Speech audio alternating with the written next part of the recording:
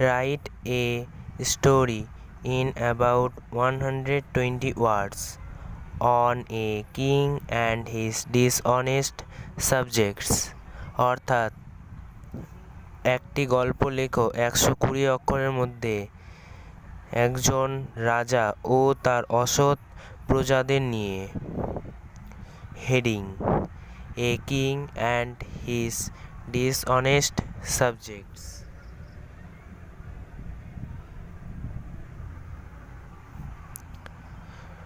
Once upon a time, there was a king whose subject complained about his dishonesty.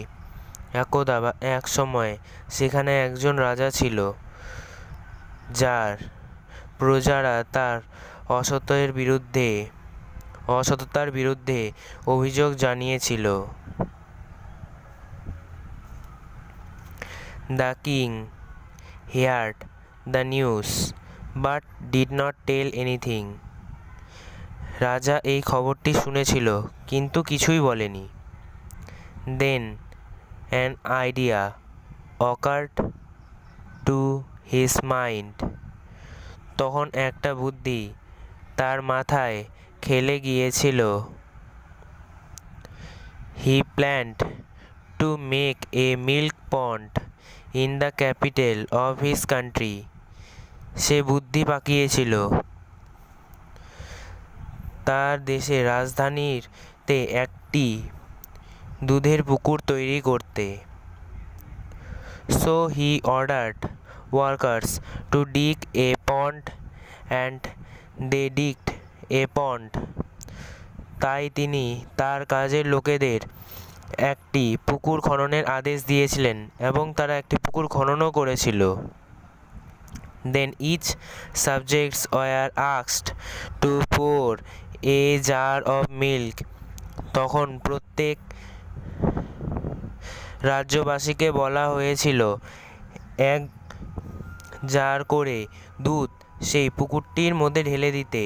At the night of no moon, অমাবস্যার রাতে এটি করতে। The chosen day arrived, সেই স্থির করা দিনটি উপস্থিত হলো। Then all waited for night, তখন প্রত্যেকেই রাতের জন্য অপেক্ষা করছে। Everyone thought that his one jar water would make no difference in the milk pond, প্রত্যেকে ভেবেছিল তাদের সেই এক জার জল সেই দুধের পুকুরে কোনো পার্থক্যই তৈরি করতে পারবে না।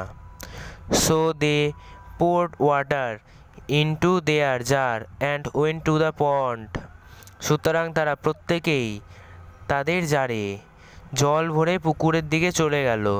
নেক্সট আর্লি মর্নিং, পরের দিন খুব সকালে, the king went to the pond and found a pond of water, not a pond of milk. পরের দিন খুব সকালে রাজা সেই পুকুরের জায়গাটিতে চলে গেল এবং গিয়ে দেখল যে এটি একটি জলের পুকুর, দুধের পুকুর নয়।